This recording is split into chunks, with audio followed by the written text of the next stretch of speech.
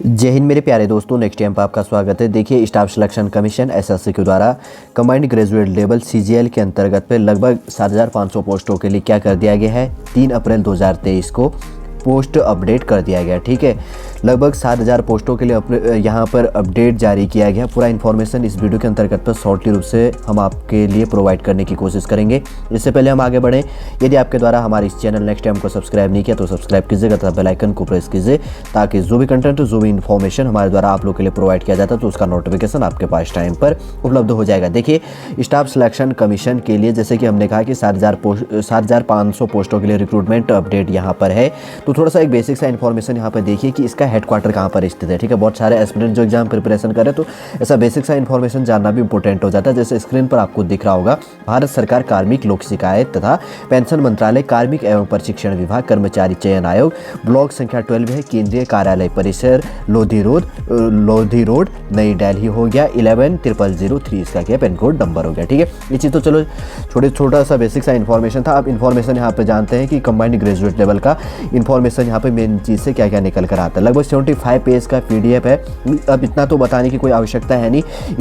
Important जो की point है यहाँ पर आपके फॉर्म भरने के लिए, तो वही हम यहाँ पर जानेंगे। ठीक है, date of submission of online application, तो आप क्या कर सकते हैं, 3 अप्रैल से फॉर्म भरना स्टार्ट हो चुका है 2023 में।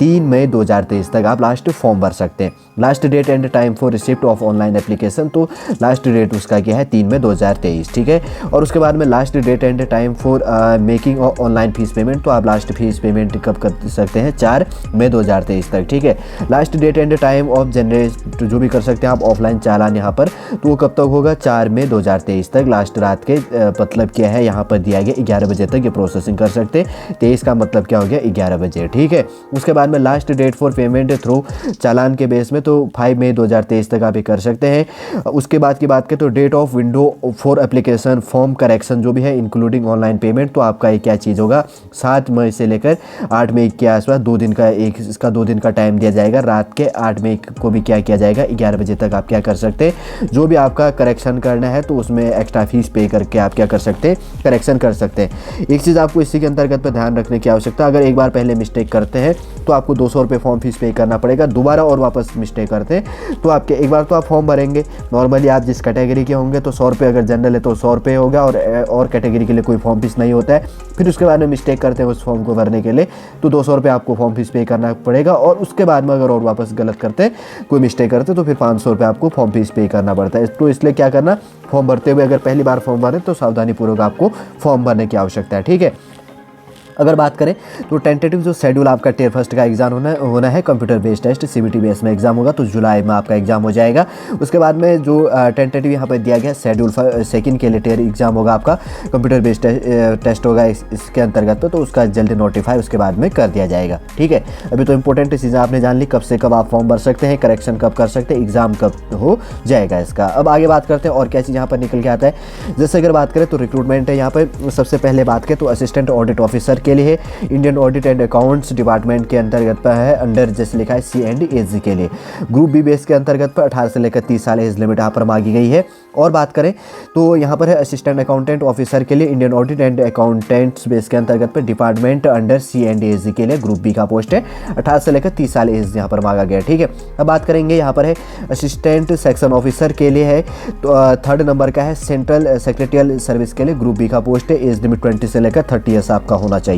4th नंबर की बात करें असिस्टेंट सेक्शन ऑफिसर के लिए है, इंटेलिजेंस ब्यूरो IB के लिए ग्रुप B का पोस्ट है, 18 से लेकर 30 साल यहाँ पर भी एज लिमिट आपके लिए मांगा गया। ठीक है, 5 नंबर की बात करें तो असिस्टेंट सेक्शन ऑफिसर है, मिनिस्ट्रियल ऑफ रेलवे के अंतर्गत पर ग्रुप B का पोस्ट है, 20 से 30 आपकी एज लिमिट होनी चाहिए। 6 नंबर की बात करें असिस्टेंट सेक्शन ऑफिसर हो गया, मिनिस्ट्री ऑफ एक्सटर्नल अफेयर्स के लिए है, ग्रुप B का पोस्ट है, 20 से लेकर 30 आपकी एज लिमिट यहाँ पर होनी चाहिए। 7 नंबर की बात करें तो assistant section officer AFSQ base के अंतर्गत पर ग्रुप B का पोस्ट है, 20 से लेकर 30 आपकी यहाँ पर एज लिमिट होनी चाहिए। 8th नंबर की बात करें assistant section officer ministry of electronics and इसके अंतर्गत की बात करें तो इंफॉर्मेशन टेक्नोलॉजी के लिए ग्रुप B का है, 18 से लेकर 30 साल आपकी एज लिमिट। मतलब ये है, कहने का अर्थ ये निकलता है कि मिनिमम एज लिमिट आपकी 18 होनी चाहिए और मैक्सिमम आपकी कितनी होनी है, 30 ईयर्स होना चाहिए, 30 साल अधिकतम आपकी एज होनी चाहिए। ठीक है, अगर बात करें उसी के अंतर्गत 9 नंबर का असिस्टेंट के लिए असिस्टेंट सेक्शन ऑफिसर के लिए है, अदर मिनिस्ट्रीज बेस के अंतर्गत पे डिपार्टमेंट्स और ऑर्गेनाइजेशन ऑर्गेनाइजेशन बेस के लिए ग्रुप बी का पोस्ट है,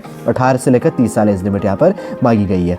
10 नंबर की बात करें तो इंस्पेक्टर ऑफ इनकम टैक्स के लिए CBDT बेस में ग्रुप सी का पोस्ट है, मिनिमम एज लिमिट 18 और मैक्सिमम 30 ईयर्स यहाँ पर भी मांगा गया है। देखिए अगर बात करें तो 11, 12 और 30 है। 11 नंबर के पोस्ट की बात करें तो इंस्पेक्टर है, इसी के अंतर्गत पे अगर इसके अंतर्गत की बात करें तो 11, 12, 30 जो है इंस्पेक्टर के लिए 11 नंबर का सेंट्रल एक्साइज बेस के अंतर्गत, तो 12 नंबर का इंस्पेक्टर हो गया, ठीक है, प्रिवेंटिव ऑफिसर बेस के अंतर्गत पे। और उसी के अंतर्गत पे 30 नंबर की बात करें तो इंस्पेक्टर बेस है, ठीक है, एग्जामिनर के लिए। तो CBIC बेस के लिए ग्रुप बी का पोस्ट है, मिनिमम एज लिमिट 18 और मैक्सिमम क्या मांगी गई 30 ईयर्स इसके अंतर्गत इंक्लूड किया गया। 14 नंबर की बात करें तो असिस्टेंट इन्फॉर्मेशन ऑफिसर के लिए, इन्फोर्समेंट ऑफिसर के लिए इसके अंतर्गत की बात करें तो डायरेक्टरेट और इन्फोर्समेंट डिपार्टमेंट ऑफ रेवेन्यू के लिए ग्रुप बी का पोस्ट है, मिनिमम एज लिमिट 18 और मैक्सिमम क्या है 30 एज लिमिट मांगी गई है। 15 नंबर की बात करें तो सब इंस्पेक्टर का पोस्ट है, central bureau of investigation group B का पोस्ट है, 20 से लेकर 30 एज लिमिट आपकी होनी चाहिए। 16 नंबर की बात करें तो इंस्पेक्टर पोस्ट के लिए है, department of post ministry of communication के लिए है, ग्रुप बी का पोस्ट है, 18 से लेकर 30 साल एज लिमिट इसके अंतर्गत में होना चाहिए। और 17 नंबर की बात करें तो इंस्पेक्टर है, central bureau of narcotics ministry of finance base में ग्रुप बी का पोस्ट है, 18 से लेकर 30 साल एज लिमिट आपके यहाँ पर होनी चाहिए। 18वें नंबर की बात करें तो असिस्टेंट है, असिस्टेंट सेक्शन ऑफिसर के लिए है, अदर मिनिस्ट्रीज बेस के अंतर्गत में डिपार्टमेंट्स और ऑर्गेनाइजेशन है, ग्रुप बी का पोस्ट है, 18 से लेकर 30 साल आपके यहाँ पर एज लिमिट मांगी गई है, ठीक है। अब बात करेंगे एग्जीक्यूटिव असिस्टेंट के लिए, CBIC के लिए ग्रुप बी का पोस्ट, वही 18 से लेकर 30 साल एज लिमिट है। 20 नंबर की बात करें तो रिसर्च असिस्टेंट के लिए अगर बात करें तो नेशनल ह्यूमन राइट कमीशन के लिए, NHRC के लिए शॉर्ट में कहा जाता है, ग्रुप बी का पोस्ट वही 18 से लेकर 30 साल एज लिमिट। 21 नंबर की बात करें तो डिविजनल अकाउंटेंट के लिए है, अगर बात करें तो ऑफिस अंडर के अंतर्गत पे CNDAG के अंतर्गत पाएगा, ऑफिस बेस जो है यहाँ पर 18 से लेकर 30 साल एज लिमिट ग्रुप बी का पोस्ट है ये। 22 नंबर की बात करें तो सब इंस्पेक्टर SI के लिए, नेशनल इन्वेस्टिगेशन एजेंसी के लिए NIA के लिए ग्रुप बी का पोस्ट 18 से लेकर 30 साल एज लिमिट होनी चाहिए। 23 नंबर की बात करें sub inspector junior intelligence officer के लिए, अगर बात करें तो नारकोटिक्स कंट्रोल ब्यूरो के लिए यहाँ पर पोस्ट है, अगर शॉर्ट बात करें तो MHA जिसको कहा जाएगा, ग्रुप बी का पोस्ट 18 से लेकर 30 साल एज लिमिट आपकी ली जाएगी यहाँ पे। जूनियर अगर बात करें तो स्टैटिकल्स ऑफिसर के लिए मिनिस्ट्री ऑफ स्टैटिक्स प्रोग्राम के अंतर्गत पे इम्प्लीमेंटेशन का गया, ग्रुप बी की पोस्ट है, 18 से लेकर 32 साल आपकी एज लिमिट यहाँ पर होनी चाहिए। फिर 25 नंबर की बात करें तो ऑडिटर के लिए है, यहाँ पर ऑफिस अंडर के अंतर्गत पे CNDAG के लिए ग्रुप सी के पोस्ट है, 18 से लेकर 27 साल एज लिमिट मांगी गई है। ऑडिटर से बेस है, ऑफिसर से बेस है, अंडर CGDA बेस के अंतर्गत पे ग्रुप सी का पोस्ट 18 से लेकर 27 साल एज लिमिट है। और वही है अकाउंटेंट्स की बात करें तो officers under CNDAG group C का पोस्ट 18 से लेकर 27 एज लिमिट। 29 नंबर की बात करें तो अकाउंटेंट्स बेस है, अगर बात करें तो controller general of accountants base है, ग्रुप सी का पोस्ट 18 से लेकर 27 साल एज हो गया। 30 नंबर की बात करें तो अकाउंटेंट्स हो गया, जूनियर अकाउंटेंट्स हो गया, other ministries departments group C का पोस्ट 18 से लेकर 27 साल एज लिमिट इसके अंतर्गत पे इंक्लूड किया गया है। 31 नंबर की बात करें तो पोस्टल असिस्टेंट हो गया, सॉर्टिंग असिस्टेंट बेस के अंतर्गत पे यहाँ पर department of post ministry of communication base में ग्रुप सी का पोस्ट 18 से लेकर 27 साल, ठीक है। इसमें जितने भी पोस्ट हैं 18 से लेकर 27 साल का एज लिमिट मांगा गया है। 32 नंबर की बात करें तो सीनियर हो गया सेक्रेटरियल बेस के अंतर्गत पर असिस्टेंट अपर डिवीजन क्लर्क के लिए। सेंट्रल गवर्नमेंट ऑफिसर हो गया मिनिस्ट्री ऑफ मिनिस्ट्रीज बेस के अंतर्गत पे, अदर देन CSCS कार्डर बेस के अंतर्गत पे ग्रुप सी का पोस्ट एज लिमिट हुआ 18 से लेकर 27 साल है, ठीक है। 33 नंबर की बात करें तो सीनियर हो गया एडमिनिस्ट्रेटिव असिस्टेंट के लिए, अगर बात करें तो इसी के अंतर्गत पे मिलिट्री इंजीनियरिंग बेस के अंतर्गत पे सर्विस, ठीक है, जैसे कि यहाँ पे लिखा गया है मिलिट्री इंजीनियरिंग सर्विसेज बेस के अंतर्गत पे मिनिस्ट्री ऑफ डिफेंस बेस में ग्रुप सी का पोस्ट 18 से लेकर अगर बात करें तो 27 साल एज लिमिट मांगी गई है। 34 नंबर की बात करें तो टैक्स असिस्टेंट है CBDT बेस में ग्रुप सी का पोस्ट 18 से लेकर 27 साल।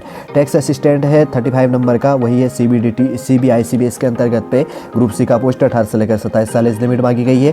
36 नंबर की बात करें तो सब इंस्पेक्टर हो गया central bureau of narcotics ministry of finance base में ग्रुप सी का पोस्ट 18 से लेकर 27 साल एज लिमिट मांगी गई। अगर बात करें तो आपका 1 अगस्त के आसपास, ठीक है, 1 अगस्त 2023 के बेस में आपका क्या होना चाहिए, 1 अगस्त 2023, वापस रिपीट मैं कर रहा हूँ बार बार, 1 अगस्त 2023 के बेस में आपकी एज लिमिट मिनिमम जो 18 साल मिनिमम और मैक्सिमम किसी में 32, किसी में 27, किसी में 30 मांगा गया है, तो उसको लिया जाएगा, ठीक है, इंक्लूड किया जाएगा। ये चीज़ भी आपको ध्यान में रखना है। 36 जो इंपॉर्टेंट पोस्ट है उनके बारे में हमने यहाँ पर जान लिया, ठीक है। अब क्या होना चाहिए, जैसे citizen of India, citizen of Nepal, citizen of Bhutan और एटसेट्रा जो भी यहाँ पर दिया जाता है, तो उनके लिए यहाँ पर क्या होता है, वो भी इसके लिए एलिजिबल होते हैं। एज लिमिट के लिए बात करें तो देखिए जैसे कि यहाँ पर दिया गया है फॉर द पोस्ट वाइज, जैसे कि यहाँ कहा गया कि विच एज लिमिट इज़ 18 से लेकर जो 27 साल एज लिमिट है, तो उसका डेट ऑफ बर्थ 2 अगस्त 1996 से लेकर 1 अगस्त 2005 के बीच में होना चाहिए। और जिस रिक्रूटमेंट के लिए 20 से लेकर 30 एज लिमिट मांगा गया, तो मिनिमम एज लिमिट आपकी अगर डेट ऑफ बर्थ 2 अगस्त 1993 से लेकर 1 अगस्त 2003 के बीच में होना चाहिए। और जो 18 से लेकर 30 साल के एज के लिए रिक्रूटमेंट है यहाँ पर, तो 2 अगस्त 1993 से लेकर आपका डेट ऑफ बर्थ 1 अगस्त 2005 के बीच में होना चाहिए। और 18 से लेकर 32 साल जिसमें भी एज लिमिट मांगी गई है, उसमें आपका डेट ऑफ बर्थ 2 अगस्त 1991 से लेकर 1 अगस्त 2005 के बीच में होना चाहिए, ठीक है। जैसे कि यहाँ पर कैटेगरी वाइज दिया गया है, जैसे ST/SC के लिए 5 साल की छूट दी जाती है, OBC के लिए 3 ईयर्स का, PWBD बेस के अंतर्गत अनरिजर्व के लिए 10 ईयर्स का, PWBD OBC के लिए 13 ईयर्स का, PWBD ST/SC के लिए 15 ईयर्स का, एक्स सर्विसमैन 3 ईयर्स से बेस होता है। अगर बात करें तो उसके बाद में एटसेट्रा आप देख लेना, ठीक है। किसी में 3 ईयर्स का, 3, 5 और 8 साल का, फिर उसके बाद में जो central government 40 year 45 years plus होते तो उनके लिए एज लिमिट में छूट दी जाती है। अलग अलग कैटेगरी, जनरल, OBC, ST/SC ऐसे बांटा होता है, ठीक है। आप पॉज करके देख लेना, नहीं तो वीडियो क्या जाएगा और लेंथी बन जाएगा, डीपली इसमें डिस्कस करने की कोई आवश्यकता है नहीं, ठीक है। किस चीज़ का सबसे पहले तो हमने बात करी कि किस चीज़ के लिए यहाँ पर रिक्रूटमेंट है। अगर फॉर्म फीस की बात करें तो जनरल कैटेगरी को फॉर्म फीस 100 रुपये फीस पे करना है, 100 रुपये फॉर्म फीस पे करना है। और कैटेगरी कोई भी है, ST/SC, OBC और तथा एक्स सर्विसमैन एटसेट्रा जो भी यहाँ पर मांगा गया, तो किसी को भी फीस पे नहीं करनी है, ठीक है। ये चीज़ तो आपको समझ गए होंगे, पहले भी मैंने बता दी है कि इस चीज़ के लिए आपका जो भी रीज़न है, आप 28 स्टेट के अंतर्गत बेस में जहाँ पर भी रहते हैं, तो आप क्या कर सकते हैं, अपने निकट में भी जो टियर फर्स्ट का एग्ज़ाम होगा तो अपना एग्ज़ाम सिटी डाल सकते हैं। इसका कोई इतना इंपॉर्टेंट है नहीं, वो बता देगा वहाँ पर, आप फॉर्म भरते टाइम पे देख लीजिएगा। न्यू विगनर है तो उनके लिए इन्फॉर्मेशन प्रोवाइड किया जा रहा है। टियर फर्स्ट के अंतर्गत भी थोड़ा सा शॉर्ट रूप से देखिए जनरल इंटेलिजेंस एंड रीजनिंग के लिए 25 क्वेश्चन, एक क्वेश्चन 2 मार्क्स का होगा, तो 25 क्वेश्चन 50 नंबर का, ठीक है। उसके बाद में दूसरा पार्ट हो गया जनरल अवेयरनेस से 25 question, quantitative aptitude 25 question, English comprehension base में 25 क्वेश्चन, तो 200 मार्क्स का हो गया, 100 क्वेश्चन हो गया। 1 आवर्स के अंतर्गत आपको क्या करना है, पूरा पेपर सॉल्व करना होता है। ये चीज़ भी आपका ध्यान में रखना। टियर फर्स्ट बेस के अंतर्गत पे देखिए, इसके अंतर्गत पे अगर टियर सेकंड नंबर की एग्जामिनेशन की बात करें, तो जो पेपर फर्स्ट है, सेक्शन फर्स्ट है, 2 आवर्स एंड 15 मिनट, 2 घंटा 15 मिनट में आपको सॉल्व करना है। सेक्शन फर्स्ट के अंतर्गत की बात करें तो यहाँ पर क्या दिया जाएगा, और मॉड्यूल फर्स्ट के अंतर्गत मैथमेटिक्स एबिलिटीज़ हो गया, 30 क्वेश्चन पूछे जाएंगे और प्रत्येक क्वेश्चन 3 मार्क्स का होगा। तो अगर बात करें, और उसी के अंतर्गत पे इंक्लूड किया गया मॉड्यूल जो सेकंड होगा, तो रीजनिंग एंड जनरल इंटेलिजेंस हो गया, 30 क्वेश्चन, टोटल 60 क्वेश्चन, तो 60 क्वेश्चन टोटल हो गए मैथमेटिक्स एंड एबिलिटी बेस में। तो पर क्वेश्चन 3 मार्क्स का है, 100 मार्क्स इसके अंतर्गत पे इंक्लूड हो गया। ये चीज़ भी आपको ध्यान देना है। सेक्शन सेकंड नंबर की बात करें तो इंग्लिश लैंग्वेज एंड कम्प्रीहेंशन पूछा जाएगा, 45 क्वेश्चन। उसी के अंतर्गत पे जनरल अवेयरनेस की बात करें तो 25 क्वेश्चन, तो टोटल हो गए 70 क्वेश्चन, 3 मार्क्स का, 210 मार्क्स इसके अंतर्गत हो गया, आपको सॉल्व करना है, ठीक है। ये चीज़ भी आपको ध्यान में रखना है। जैसे कि कहा गया 1 आवर्स फॉर ईच सेक्शन के लिए आपको क्या दिया जाएगा, 1 आवर्स यहाँ पर टाइमिंग दी जाएगी। ये चीज़ भी आपको ध्यान में रखना है। सेक्शन फर्स्ट सेक्शन सेकंड के लिए यहाँ पर बता दिया गया। अगर सेक्शन थर्ड नंबर की बात करें तो यहाँ पर क्या है, कंप्यूटर नॉलेज मॉड्यूल होना चाहिए, 20 क्वेश्चन पूछा जाएगा, 3 मार्क्स का, 60 क्वेश्चन इसके अंतर्गत, 60 मार्क्स, तो 20 क्वेश्चन हो गया, तो 15 मिनट के अंतर्गत आपको सॉल्व करना है। ये चीज़ भी आपको ध्यान में रखनी है। सेक्शन सेकंड के अंतर्गत पे 15 मिनट का जो होता है, तो सेक्शन थर्ड हो गया, मॉड्यूल सेकंड हो गया, डाटा एंट्री स्पीड टेस्ट जो मॉड्यूल है, only data entry task base के लिए आपको एक पूछा जाएगा। तो ये चीज़ भी आपको ध्यान में रखना, 15 मिनट का बेस का जो टाइमिंग ली जाएगी।